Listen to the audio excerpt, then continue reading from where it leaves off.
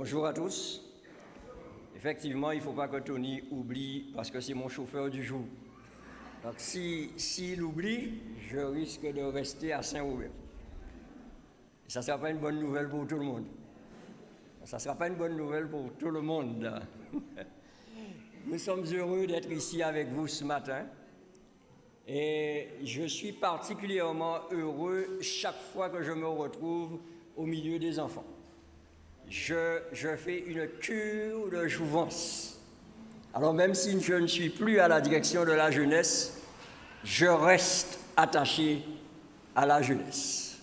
Et bien sûr, quand vous êtes attaché à la jeunesse, les problématiques de la jeunesse vous intéressent.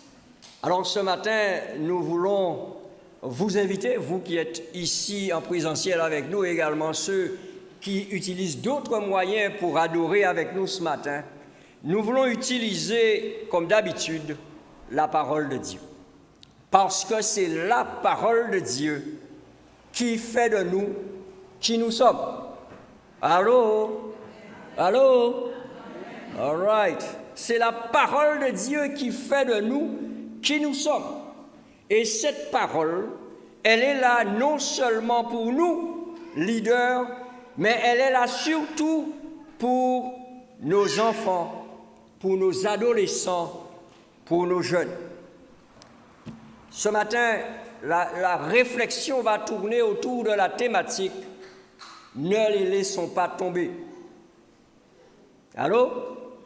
Ne les laissons pas tomber. Donc vous comprenez très bien que nous parlons de cette armée, de cette jeunesse que le Seigneur a placée sous notre protection, notre direction. Enfants et adolescents ont besoin de nous. Ne les laissons pas tomber. Il y a un constat qui est fait. Et quel constat faisons-nous aujourd'hui dans nos églises? Eh bien, le constat que de nombreux enfants et adolescents ne veulent plus aller à l'église.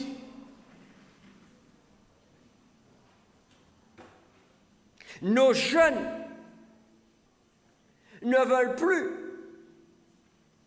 non seulement aller à l'église, mais ils ont décidé de quitter l'église. Et le Covid n'a rien arrangé. Alors, les parents que nous sommes préoccupés. Les encadrants, ceux qui accompagnent nos enfants dans les différentes structures, sont désabusés. Et mon épouse me disait sur la route ce matin, et nous, enseignants et enseignantes, nous sommes découragés. Est-ce une fatalité? Est-ce que nous allons laisser les choses aller comme cela? Que pouvons-nous faire? Y a-t-il quelque chose à faire? Il y a une chose à faire. Ne les laissons pas tomber.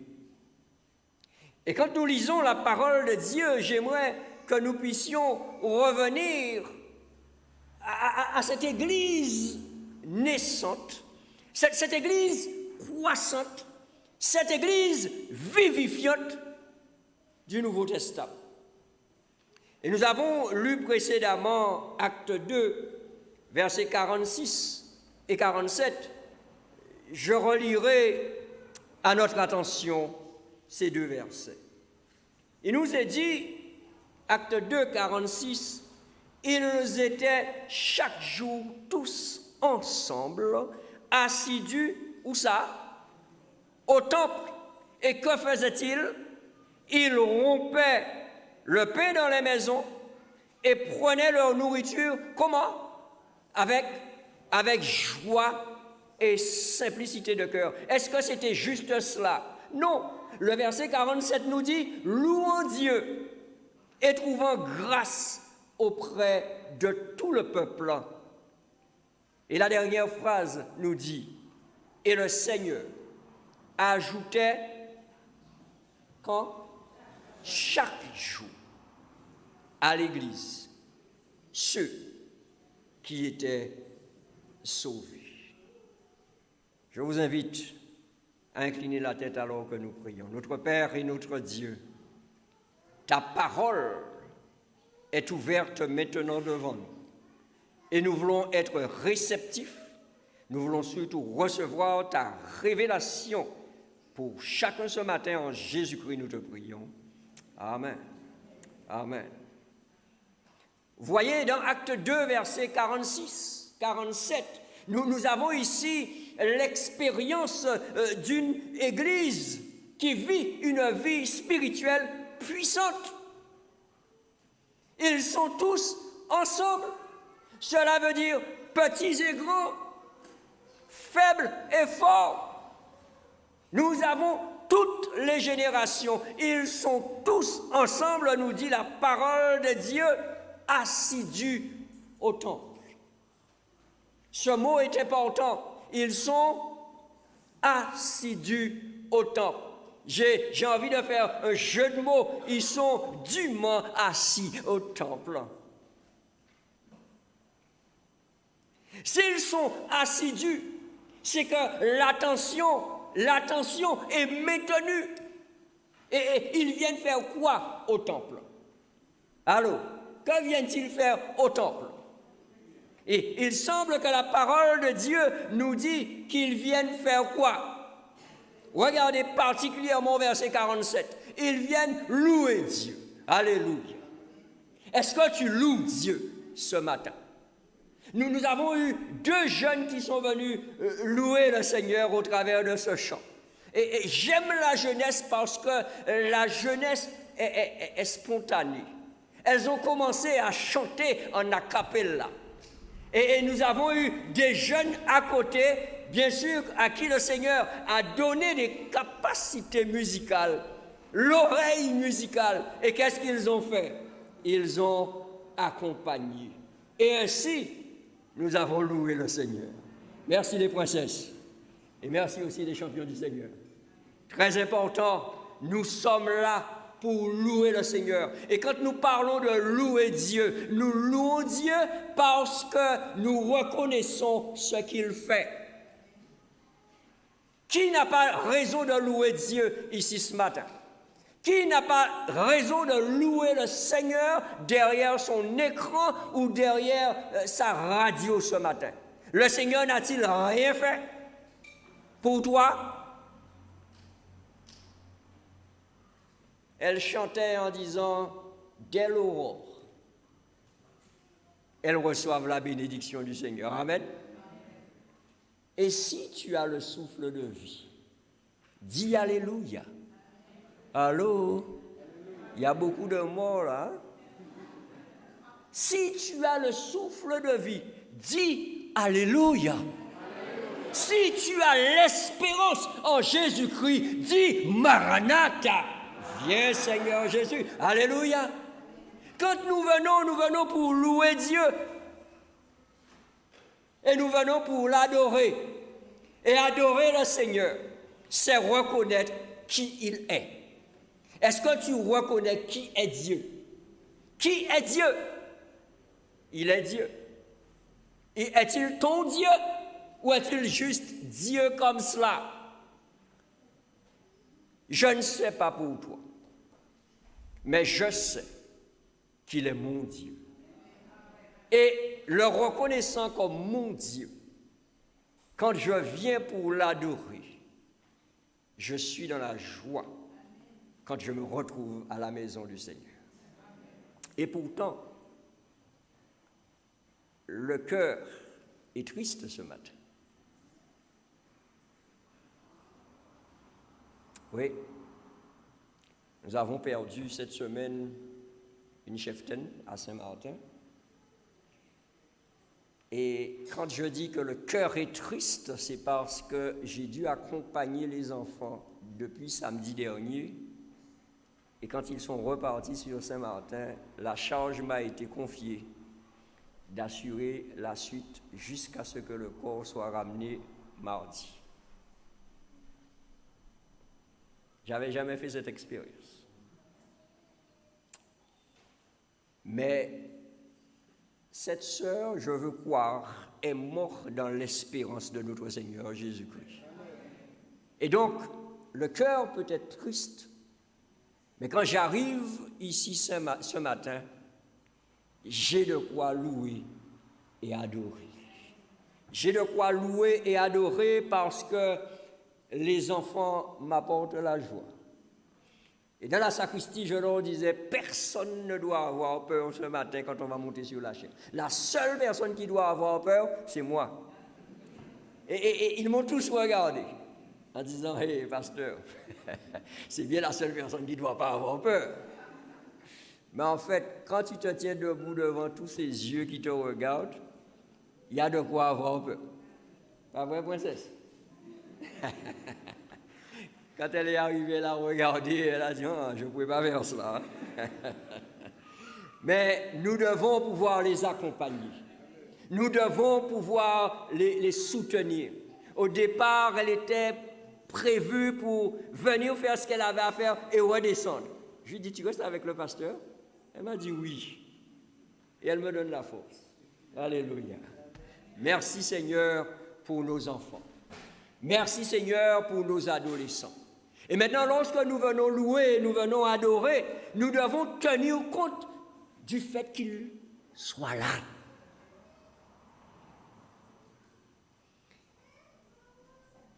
Il est donc important pour moi, pour toi, d'avoir une attention particulière avec cette jeunesse. Parce qu'elle est là, elle a besoin d'apprendre, mais elle a besoin surtout aussi d'être accompagnée. Elle a besoin d'avoir des modèles, des rôles modèles, des gens sur qui, effectivement, cette jeunesse a besoin de s'appuyer. Et, mes amis, quand l'attention n'est pas portée sur tous dans l'Église, nous pouvons avoir la situation que nous avons et qui est différente de celle que nous avons lue tout à l'heure. C'est toujours dans le livre des Actes. Et au chapitre 20, j'aimerais vous inviter à lire ce passage qui nous relate une église qui se rassemble, une église qui expérimente un drame. Cette église croissante, cette église naissante, cette église vivifiante est aussi une église qui expérimente des temps difficiles. Acte 20, à partir du verset 7. Nous sommes avec l'apôtre Paul à Troas. Et alors que Paul se dirige vers Rome, il passe saluer les frères. Et il se retrouve dans ce contexte que je vous invite à lire avec moi, à partir du verset 7. Le premier jour de la semaine, nous étions réunis pour rompre le pain. Est-ce que vous voyez la similitude avec Acte 2, 46? L'objectif de la réunion ici à nouveau, c'est rompre le pain, c'est être ensemble, c'est fraterniser, c'est communier ensemble. Et la phrase suivante nous dit que Paul, qui devait partir le lendemain, s'entretenait avec les disciples. Et il prolongea son discours jusqu'à... Vous avez intérêt à répondre, hein, parce que pasteur Etel, si vous ne répondez pas, va prolonger son discours. Il prolongea son discours jusqu'à minuit. Et le verset 8 nous donne les conditions dans lesquelles cette réunion se déroule. Il y avait beaucoup de lampes dans la chambre haute où nous étions assemblés. Et voilà la partie qui nous intéresse. Verset 9. Or, un jeune homme nommé Eutychus, qui était assis sur la fenêtre, s'endormit profondément pendant le long discours de Paul. Entraîné par le sommeil, il tomba du 3e étage en bas et il fut relevé mort. Mais Paul, le prédicateur, étant descendu, se pencha sur lui et le prit dans ses bras en disant, « Ne vous troublez pas, car son âme est en lui. » Verset 11, « Quand il fut remonté, il rompit le pain et mangea, et il parla longtemps encore jusqu'au jour.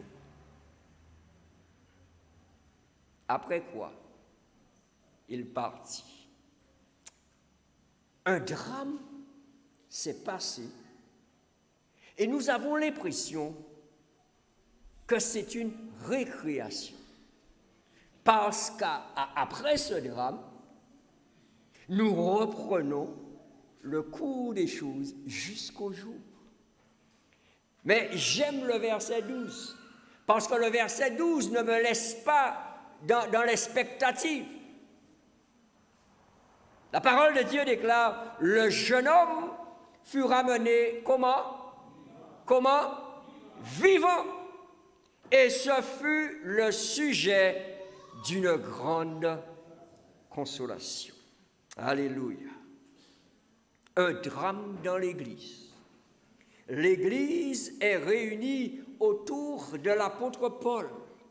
Une rencontre spéciale, une rencontre où l'apôtre partage des instructions avec les disciples. Et parmi ces disciples, il y a un jeune. Il est là. Il est présent à cette réunion. Il s'appelle Eutychus. Et cette réunion doit être sûrement importante parce que le prédicateur prolonge son sermon. Et il prolonge son sermon jusqu'à minuit. Et la Bible nous dit qu'il fait chaud. Il fait chaud dans la salle. Quand les lampes sont allumées, et puis il y a la chaleur humaine, toute cette foule qui est là. Et il y a ce jeune qui sûrement n'a pas trouvé une place, assise dans la salle, et il choisit de s'asseoir sur la fenêtre. Gardez à l'esprit ce que je viens de dire. Il n'a pas trouvé une place et il choisit une place dangereuse.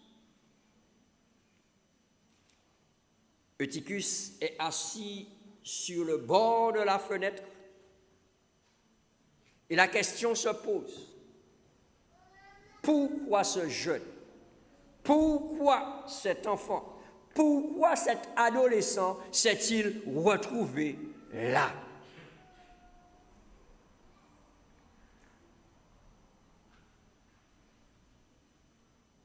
Quelqu'un dans cette assemblée s'est-il soucié de ce jeune? Ses parents étaient-ils présents?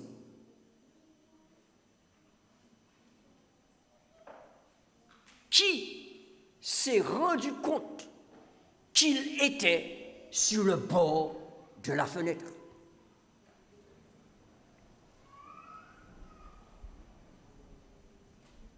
Quand vous écoutez le prédicateur, comme vous le faites maintenant, alors que vous écoutez Pasteur Rittel, savez-vous où se trouve votre enfant?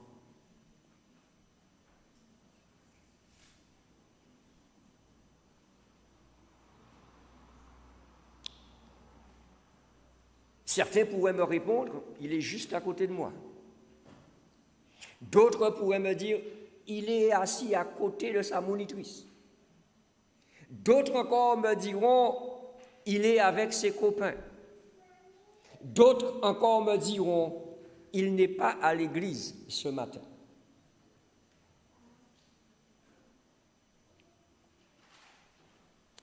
Notez bien,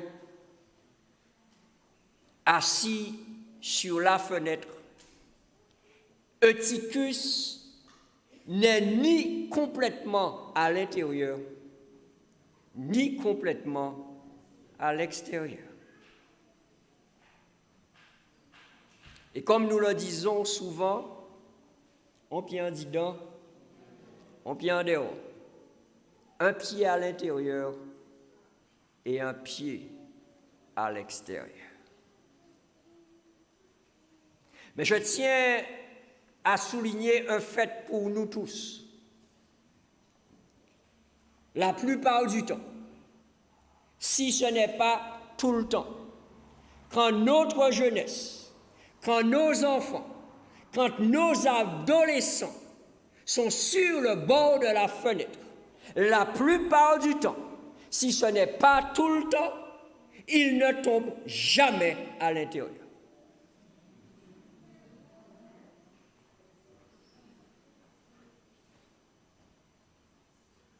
Assis sur le bord de la fenêtre, notre jeune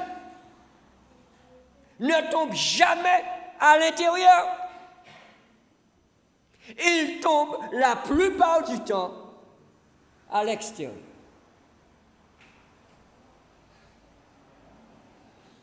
L'attirance vers l'extérieur semble toujours la plus forte. Allô? Maintenant, rappelez-vous d'une chose. Le titre de cette réflexion, ne les laissons pas tomber. Eutychus n'est pas tombé soudainement. Il y a eu un processus parce que la Bible me dit qu'il s'endormit profondément.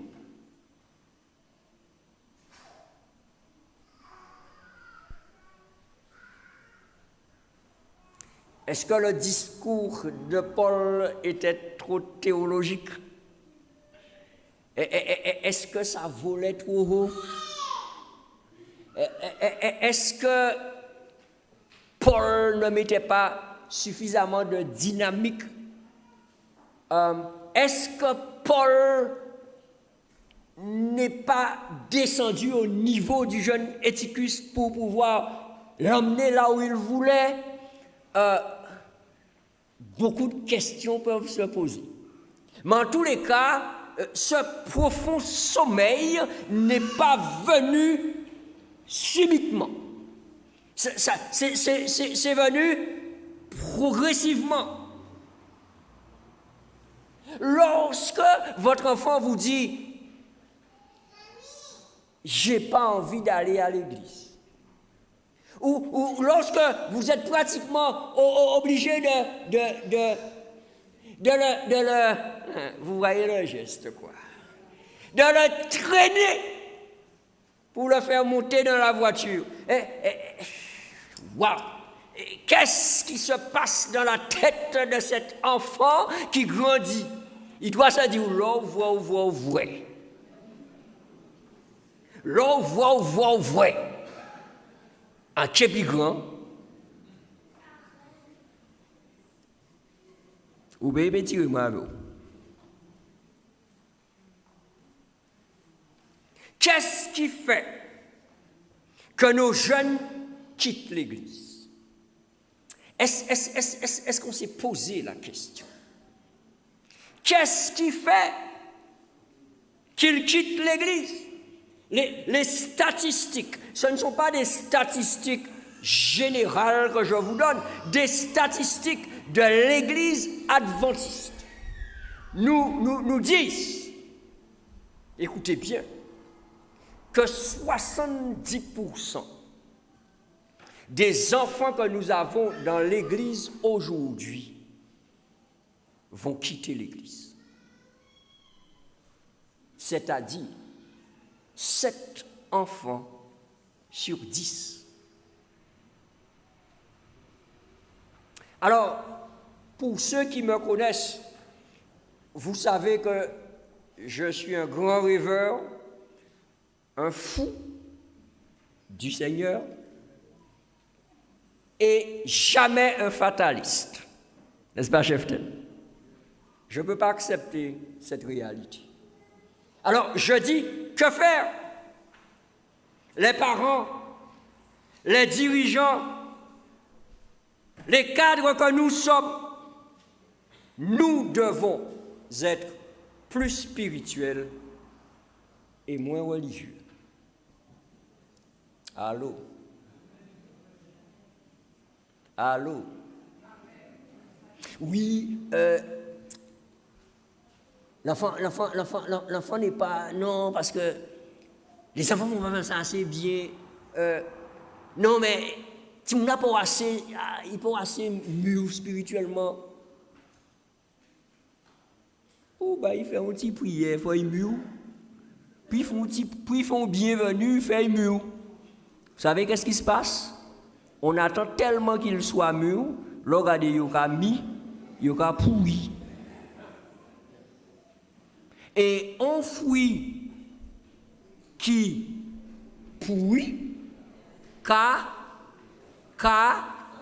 non, ne les laissons pas tomber.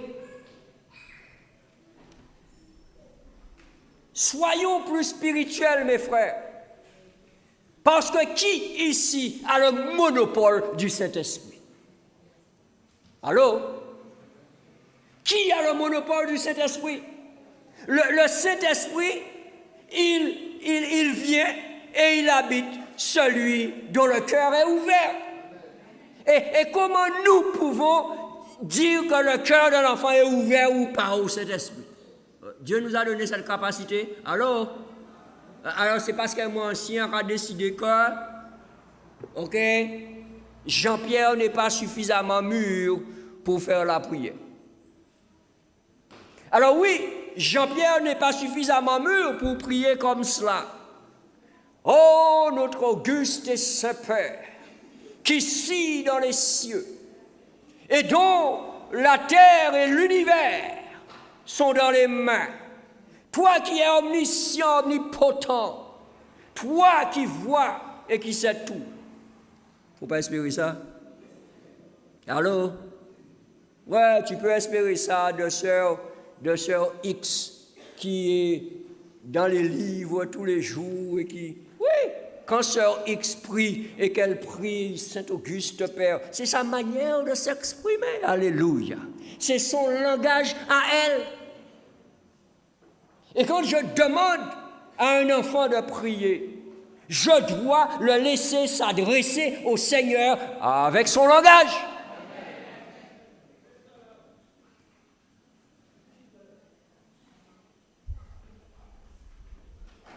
J'ai envie de dire, puisque nous devons vraiment savoir que faire, nous n'allons pas laisser la situation comme cela. Alors je dis premièrement, il nous faut être plus spirituel et moins religieux. Ok, pour certains, je vais expliquer peut-être plus clairement ce que ça veut dire. Ça veut dire, mettons l'accent sur le fond. Allô? Et le fond, c'est quoi? La parole de Dieu.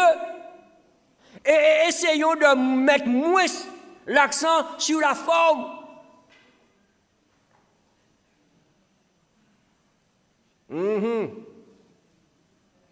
Si je viens ce matin et je dis, alors Tony me dit, bon, pasteur, l'ordre c'est ça, doxologie, invocation, bienvenue, lecture de la Bible.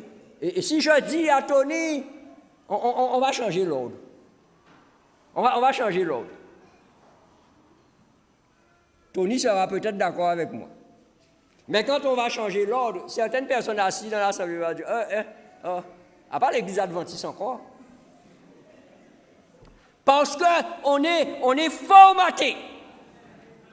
C'est appel à l'adoration.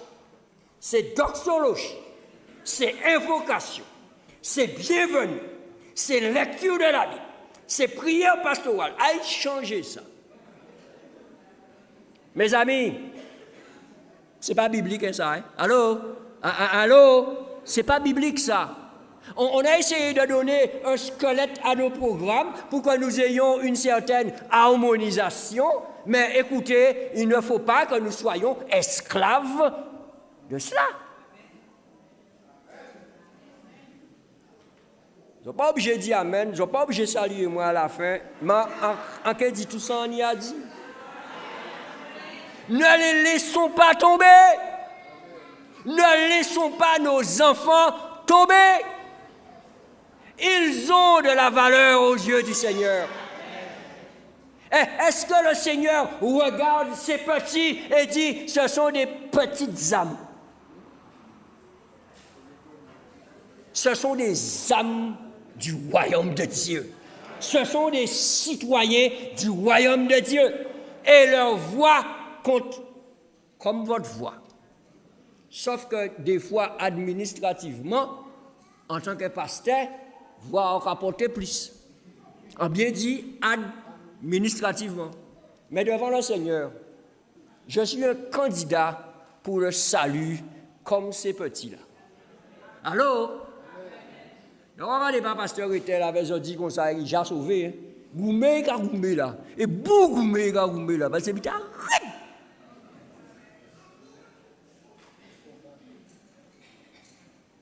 Et frère Voltaire pourra vous dire ça, hein?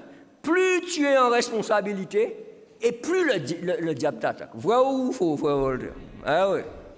Quand tu étais simple membre d'église, voilà, c'était tranquille. Maintenant, quand tu as la responsabilité et que tu deviens mais c'est lui, il t'attaque.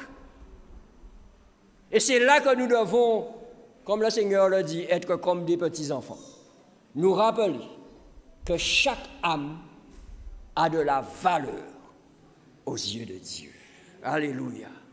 Chers frères et sœurs, chers amis, j'ai envie de vous dire aussi, il ne faut pas simplement que nous soyons plus religieux. Il faut être religieux. Mais il ne faut pas être plus religieux que spirituel.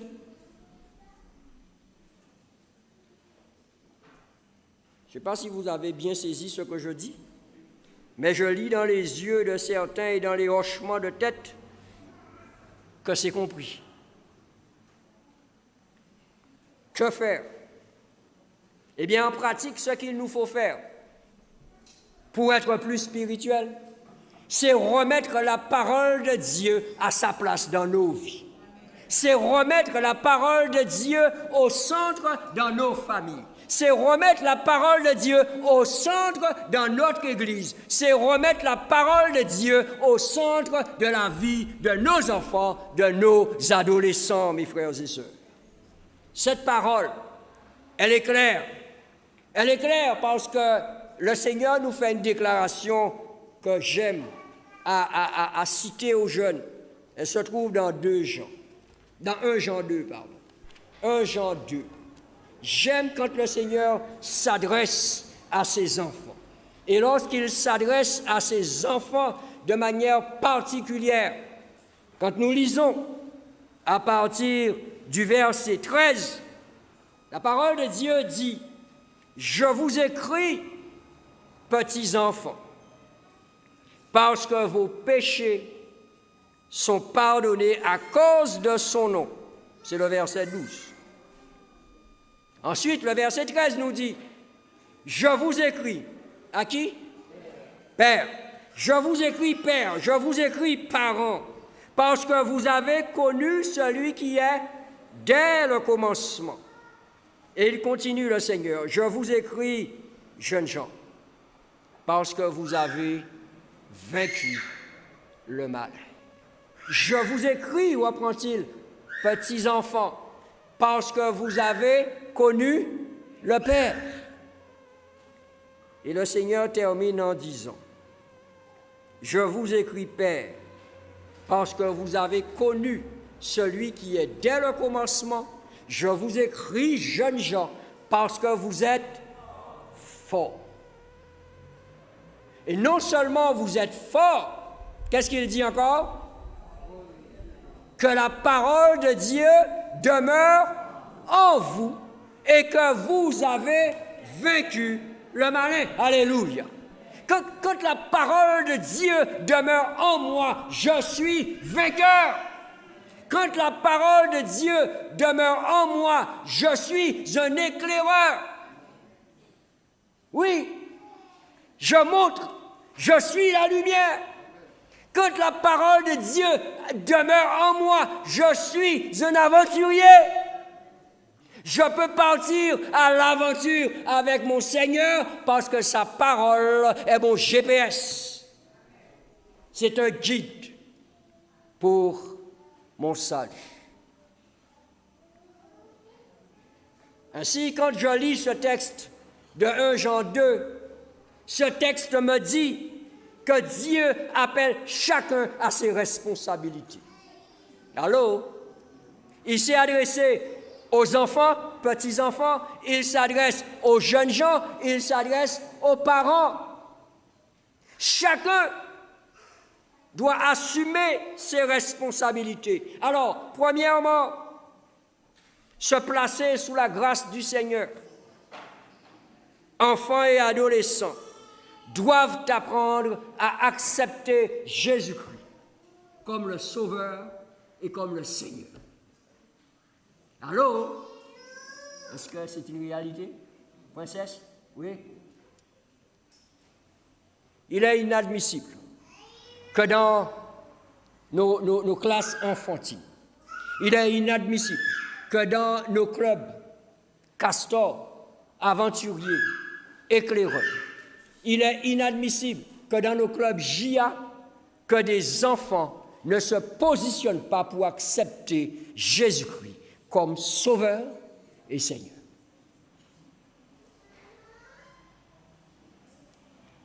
Chef Parnas sait de quoi je parle. Parce que je disais tout le temps à mes responsables au niveau des éclaireurs, si un club des éclaireurs ne baptise pas, n'emmène pas, n'accompagne pas les éclaireurs au baptême, il y a un souci. C'est parce que quelque part, on a raté quelque chose. Lorsque nous accompagnons nos enfants, mes frères et sœurs, chers cadres, chers responsables, c'est pour leur permettre de rencontrer Jésus. Je n'inscris pas mon enfant au club pour qu'il puisse devenir une machine à examen.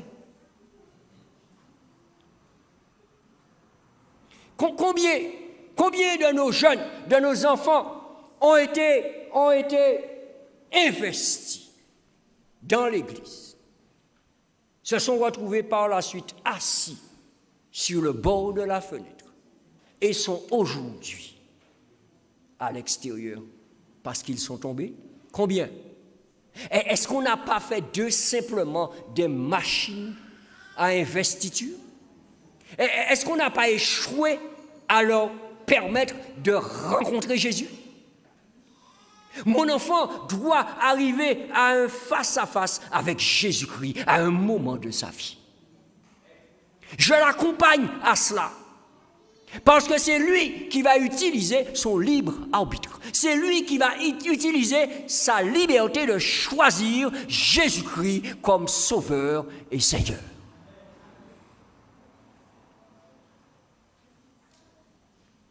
Donc, chers enfants, votre responsabilité, c'est de vous placer sous la grâce du Seigneur, en apprenant à découvrir qui est Jésus. Et lorsque vous allez découvrir comment il vous aime, vous allez simplement accepter qu'il soit votre sauveur. Parce que vous allez découvrir que vous êtes perdu et que vous avez besoin de quelqu'un pour vous sauver. Et qui peut vous sauver? Papa? Maman? Papa et maman même se battent pour essayer de se sauver.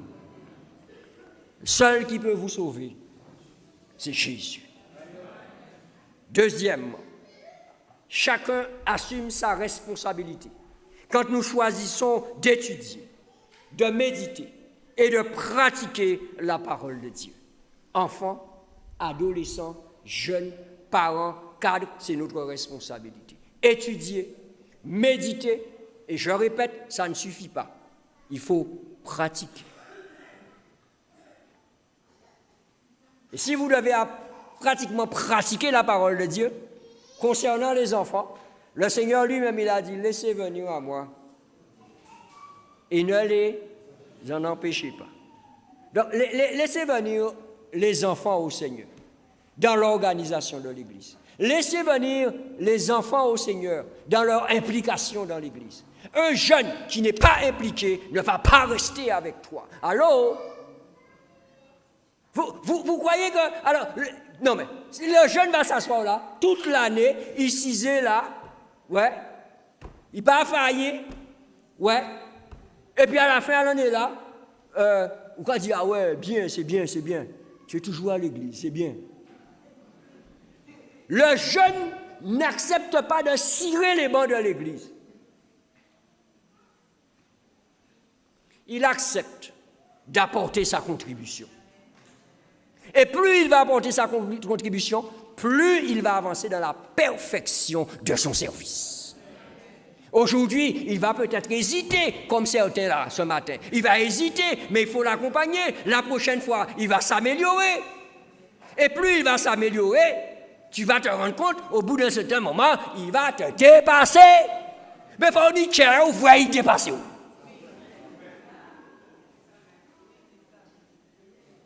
Allô? Il faut avoir le courage de voir le jeune qui progresse, qui arrive à mon niveau et qui me dépasse. À ce moment-là, je dois avoir la lucidité de dire, Seigneur, j'ai compris le message. Je passe le bâton.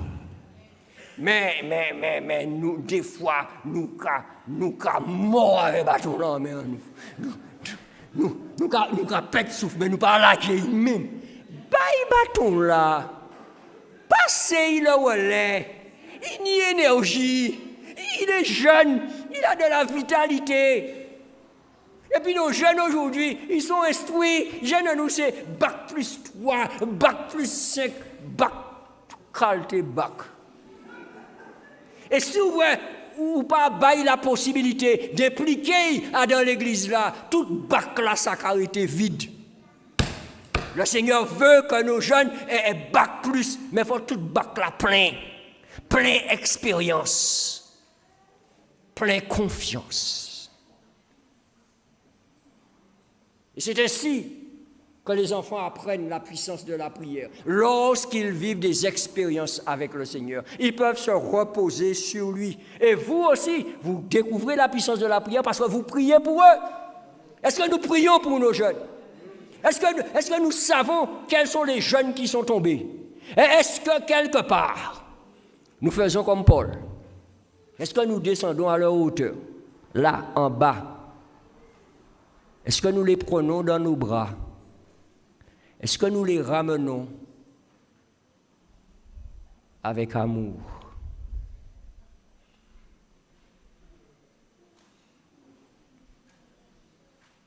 Le prochain point, si nous voulons faire changer les choses, c'est de fermer la fenêtre. Allô? Qu'est-ce que j'ai dit? Fermer la fenêtre. Fermer la fenêtre, ça ne veut pas dire climatiser l'église. Hein? Ouais, c'est pas forcément ça, d'accord? Fermer la fenêtre, ça veut dire aider chaque enfant, chaque jeune à trouver sa place dans l'église. Si Eutychus avait trouvé sa place dans cette église, si on lui avait facilité les choses pour qu'il puisse s'asseoir quelque part de pas dangereux, il ne serait pas tombé. Aidons nos jeunes, aidons nos enfants, aidons nos adolescents à trouver leur place dans l'église. Allô? Et pour que nos jeunes trouvent leur place dans l'église, ça ne va pas se faire d'un seul coup.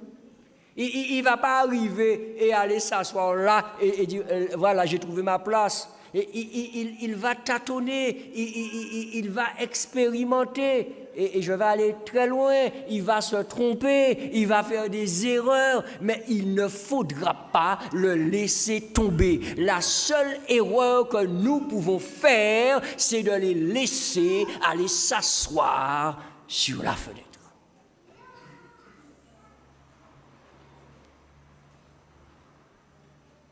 Fermer la fenêtre, c'est accueillir chaque enfant, chaque ado, chaque jeune, comme Jésus le fait. Je dis bien comme Jésus le fait. Quand Jésus accueille sa jeunesse, quand Jésus nous accueille d'ailleurs tous, c'est sans a priori. Allô? Allô? Jésus ne te dit pas, ouais, je t'accueille, mais n'oublie pas que l'année dernière, tu as fait ci ou tu as fait ça. Non, non. Jésus t'accueille pour qui tu es, pas pour ce que tu fais, pas pour ce que tu as, pour qui tu es. Accueillons notre jeunesse comme cela. Et enfin, dernier point, aimer. Ne les laissons pas tomber. Et même quand ils tombent, aimons-les. Aimons-les même quand ils sont tombés. Parce que Paul a continué à aimer Eutychus, même lorsqu'il est descendu 3 étages plus bas. Et ce qui est intéressant, moi je n'aime pas extrapoler sur la Bible, c'est que nulle part dans la Bible, je n'ai noté dans cette expérience qu'un reproche ait été fait à Eutychus.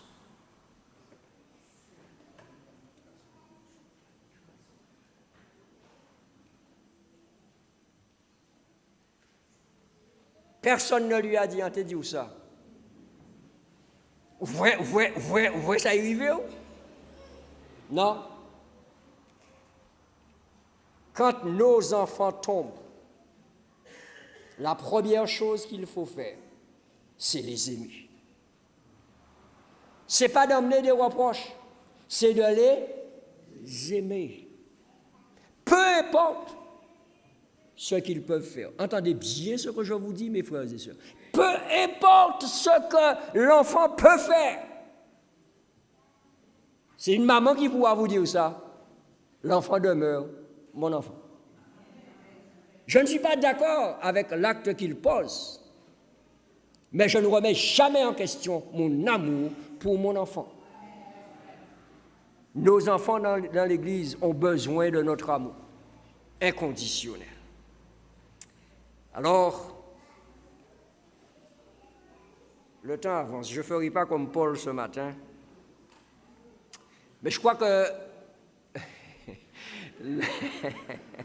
le Seigneur veut rappeler à tous ce matin ces 5 points. Notez-les. Les enfants et les adolescents, la jeunesse, font partie de l'Église. Ils ne sont pas une autre Église. Ils ne sont pas non plus ceux qui ne sont pas encore l'Église. Vous savez, on aime à dire qu'ils sont, comment on dit ça? L'Église de demain. Ça n'a pas qu'exister, mes frères. L'Église de demain, c'est une stratégie machiavélique. C'est l'autre qui met dans notre esprit de ne pas impliquer nos enfants maintenant pour que l'on demain arriver, en seul but nous avons fait, nous avons constaté qu'il n'y a pas là encore. Ne croyez pas dans l'Église de demain. Croyez dans l'Église d'aujourd'hui. Et les enfants sont là, font partie de cette Église. Aidons-leur à trouver leur place. Deuxième point. Prenons en compte leurs besoins et leurs méthodes d'apprentissage qui sont différents. Un enfant apprend en s'amusant. Un enfant a besoin de ludique. L'enfant a besoin d'être joyeux pour apprendre. Ce n'est pas là qu'on scintille, là qu'on bâton, ce n'est pas là qu'on menace ou là qu'on dit si tu ne fais pas ça, tu seras puni. Ou alors des fois on dit ne fais pas ça, le Seigneur va te punir. Écoutez, le Seigneur n'a puni personne. Le Seigneur nous a donné les principes, il nous a donné le libre arbitre. Quand je fais mes choix, je supporte les conséquences de mes choix. Donc, apprenons à prendre en compte les besoins de nos enfants. Et puis, je peux pas donner à un enfant une nourriture spirituelle qui est trop élevée.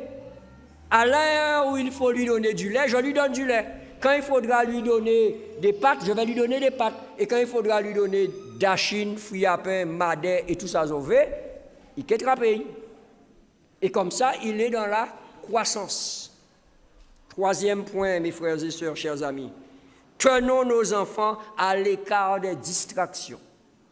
Alors, je vais simplement citer et je ne vais pas m'étendre dessus. Les écrans. Allô? Les écrans. Et deuxièmement, les écrans. Tout le monde a compris. Je n'ai pas besoin de disserter là-dessus. Quatrième point.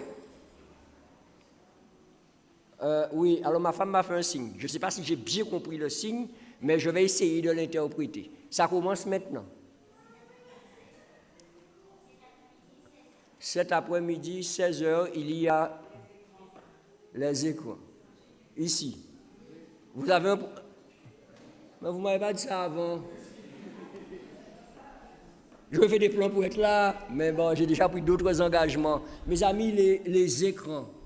Alors, je veux être pratique. Comme c'est à 16h cet après-midi, écoutez bien, vous revenez à 16h cet après-midi. Et vous allez avoir tout ce qu'il faut. Mais mettez déjà en pratique dès maintenant.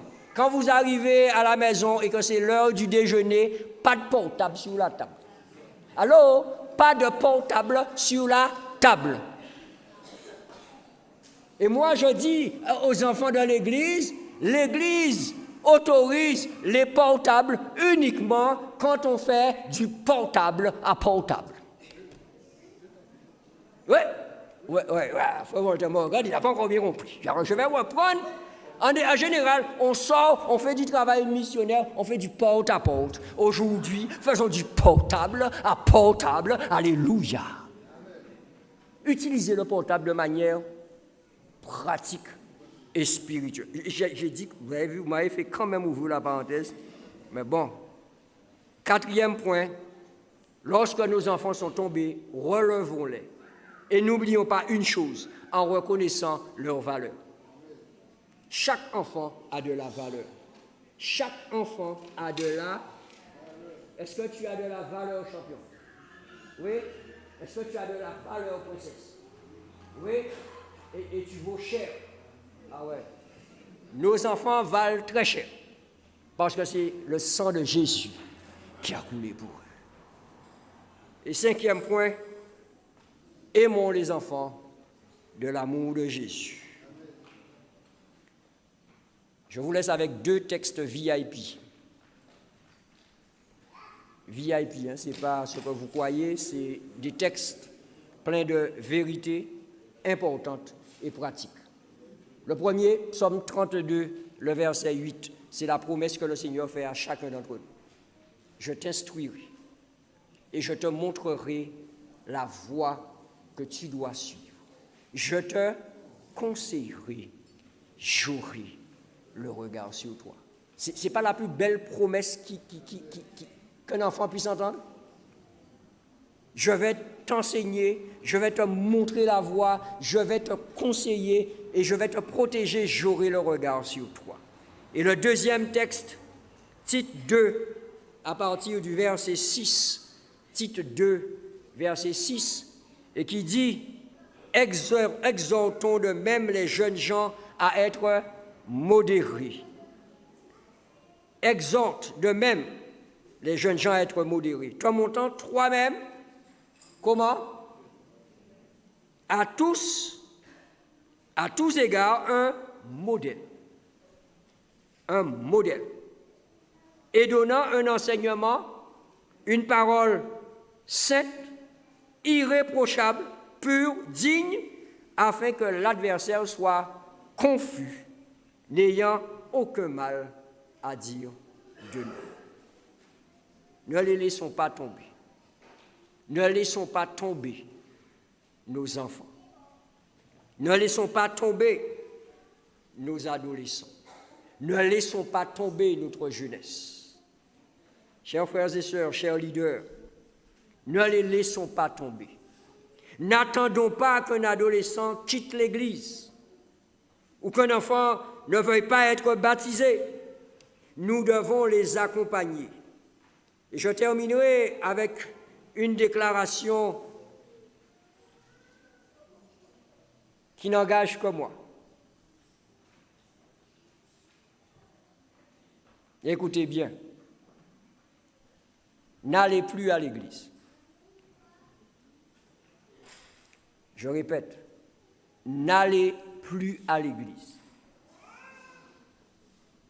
Soyez l'église. Soyez l'église. N'allez plus à l'église. Soyez l'église. Et si vous êtes l'église, vous n'allez pas quitter l'église, puisque l'église vous accompagnera partout où vous irez. Alors j'irai avec nos enfants, j'irai avec nos adolescents, j'irai avec le Seigneur, partout où il m'appellera à accompagner ses enfants, ses ados, sa jeunesse, son Église. Soyons l'Église. Soyons l'Église. Je terminerai en posant cette question. Qui ne veut plus aller à l'Église et être l'Église? Qui ne veut plus aller à l'Église et être l'Église?